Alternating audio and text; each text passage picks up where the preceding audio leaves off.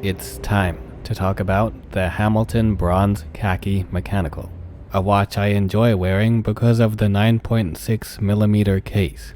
When a watch is 10mm or thinner, it really does make a noticeable difference.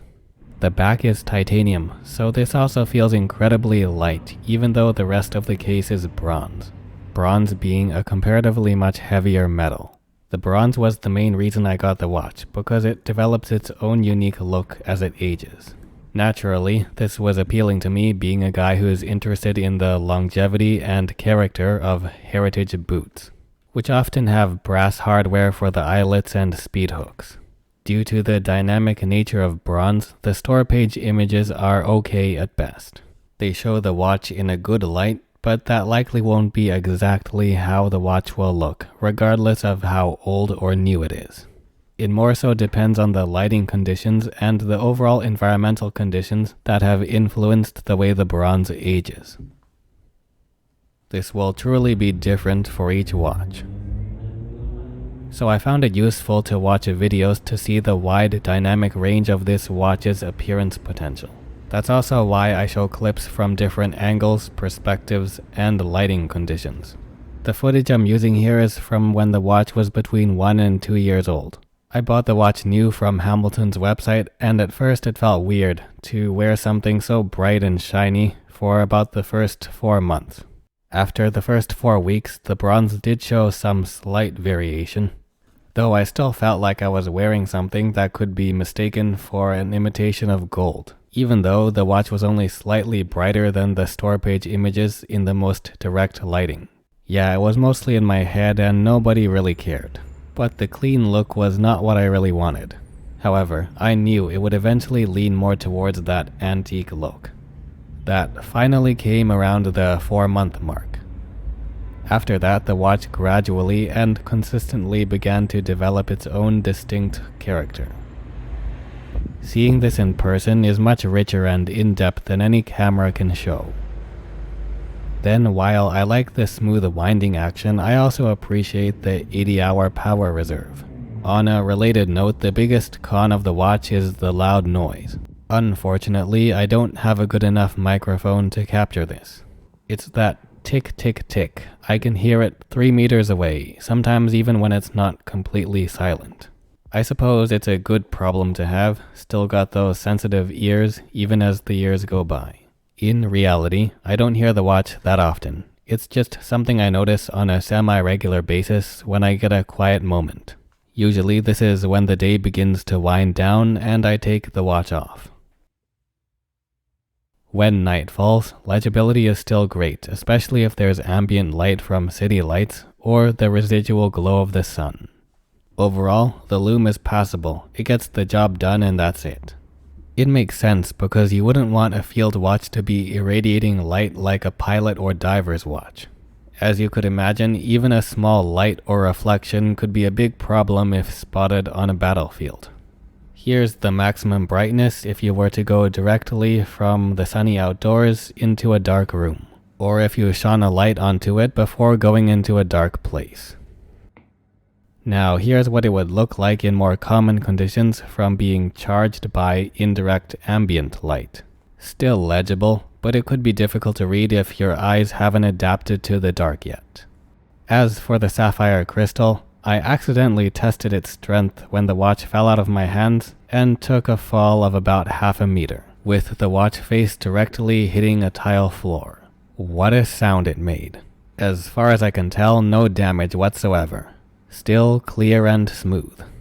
I remember reading and hearing comments about there being no anti-reflective coating, which reduces scratch potential, but makes it more difficult to read in brightness. I found this to be a non-issue. Even when there is glare, it's still quite easy to read the time. As for the strap, I switched out the default one it came with for this colorate shell Cordovan one. It's from Guarded Goods and is secured by a button. The default brown leather NATO strap it comes with is good, but this is great. Even more comfortable and low profile, while also fitting the aesthetic I like better. Complementary to the kind of boots I wear. It just has a slight sheen, like the minor glimmer of the bronze. It makes the overall appearance intriguing and dynamic with texture and variation while not being too flashy. But sometimes I still go back to this strap. It's an interesting leather. It's not that smooth, but it's also not as textured as suede, and it has some oil content, which is noticeable to the touch but doesn't rub off on the skin. Back to shell Cordovan, it's extremely soft even when new, yet it's just as strong as other leathers. And yes, it has a tendency to roll rather than crease. Doesn't breathe that well, so in the summer wear it more loosely. It used to look a lot more red, almost like wine or grape juice. Now it mostly looks dark brown with a hint of red, even in direct sunlight, along with having plenty of marks to match the bronze's level of variation and texture. Reddish brown tones with a bronze case and black dial. It's a complementary combination of colors seen on many boots, with a reddish brown upper, brass eyelets and speed hooks, and usually a black rubber outsole. Something else I can't capture on camera is the distinct smell of shell Cordovan and bronze. When combined together, they make something quite unique. Truthfully, not everyone will like this aroma, but I had no issue with it, and you can get used to it quite fast. Don't worry, no matter which watch strap you put with this bronze case, it's highly unlikely people will smell it. Like my sense of hearing, my sense of smell is very sensitive, and I can usually only smell this if it's less than 1 foot away from the front of my nose. To date, nobody has noticed the smell of the watch, unless it's literally under their nose. This only happens if I come across a watch enthusiast who's also curious about this less common strap. When I take off the watch, the skin around my wrist still has the smell of shell Cordovan and bronze, but it quickly fades away. Now to the intangible part, with the meaning of the watch, sentimental value, and non-physical reasons for choosing it. It's not complicated. I was just looking for a bronze watch, because I had a connection to this metal even as a kid.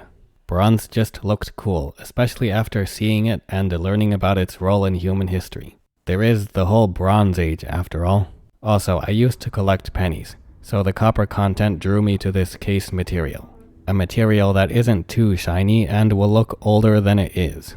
Something I can wear and not have to stress over keeping in pristine condition. This also means I can wear it in less well-off areas and not have to worry about attracting unwanted attention. As for the watch's history before I was even born, it was Hamilton's reputation from supplying watches to the US military, particularly during World War II, that drew my attention. What a significant lineage for a timepiece to come from. Of course, I'm not wearing it thinking I'm storming the beaches of Normandy or crossing the Rhine River as a GI. It's just a reminder and symbolic connection to that place and time in history that's pretty much been a lifelong fascination. The generation that lived through World War II was truly something special. It's such a shame they've almost faded away now. Also, even though I'm not American and have little direct connection to America, I also think this watch represents the positive and fine qualities of the USA. Like US combat equipment during the 20th century, Hamilton watches carry a kind of industrial practicality, being produced at scale without being poor quality. Being reliable, but not leaning towards being unnecessarily over-engineered. In essence, it's what the rest of the world appreciated, respected, or at least recognized, whether they were a friend or foe of the US during the 20th century. A kind of work ethic and production philosophy that carried over to other areas like appliances, cars, and of course, clothes and boots. These traits certainly aren't exclusively American, but America did this well and at scale during the last century. Something that I think about with this watch. Wow, that was a lot. Now I'll move on to a note about packaging. It comes with a box, quite standard. A similar box like with most other watches, other than the wood-like appearance. There's also this case that's good for storing other watches as well. What took me by surprise was this Hamilton branded backpack they say is waterproof. Speaking of water, the only exposure this watch had to water was from some rain and splashing from washing my hands. I think they just mean waterproof from rain with this kind of closure and the internal removable duffel bag. A minimal design that's great for packing light. Kind of reminds me of the Boundary Supply Errant backpack. I don't know if they include this all the time, it just came with a watch. It wasn't optional and there was no extra cost. Maybe it has to do with their promotional video where they talk about going on adventures and earning your patina. Adventure? That ties in nicely with the next video's topic, which is a review of the Danner Mountain 600 hiking boots. So stay tuned for that. See you next time.